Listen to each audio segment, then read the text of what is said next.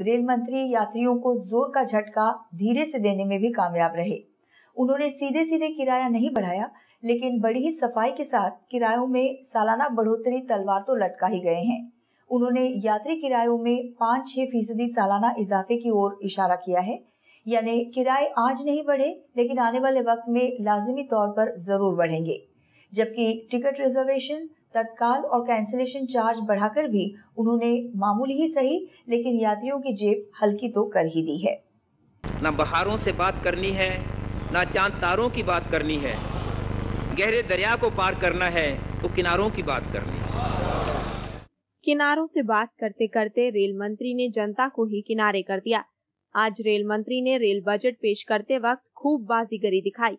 भले ही उन्होंने रेल किराया नहीं बढ़ाया, लेकिन सरचार्ज के नाम पर टिकट महंगा कर दिया।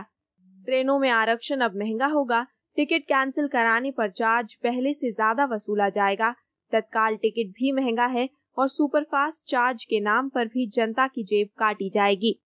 In the budget 2012-13, my learned predecessor had proposed to segregate fuel component in tariffs as FAC, that is fuel adjustment component.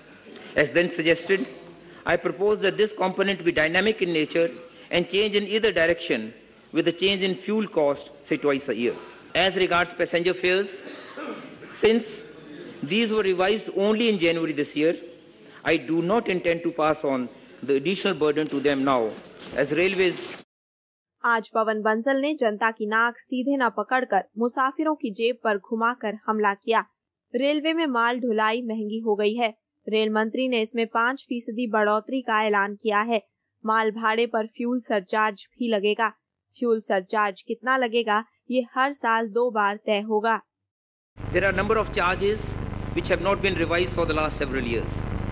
These charges are in the form of compensation for cost actually incurred by railways in rendering relevant services. I propose to effect marginal increase in some of these. These include supplementary charge for superfast trains, reservation fee, clerkage charge, cancellation charge and tatkal charge. However, I propose to abolish the concept of enhanced reservation fee with a view to simplify the fee structure. यानी सीधे सीधे तो किराया नहीं बढ़ा है, लेकिन महंगाई की सरकार के रेल मंत्री ने पिछले दरवाजे से रेलवे की कमाई और जनता की जेब ढीली करने का पूरा इंतजाम कर दिया है।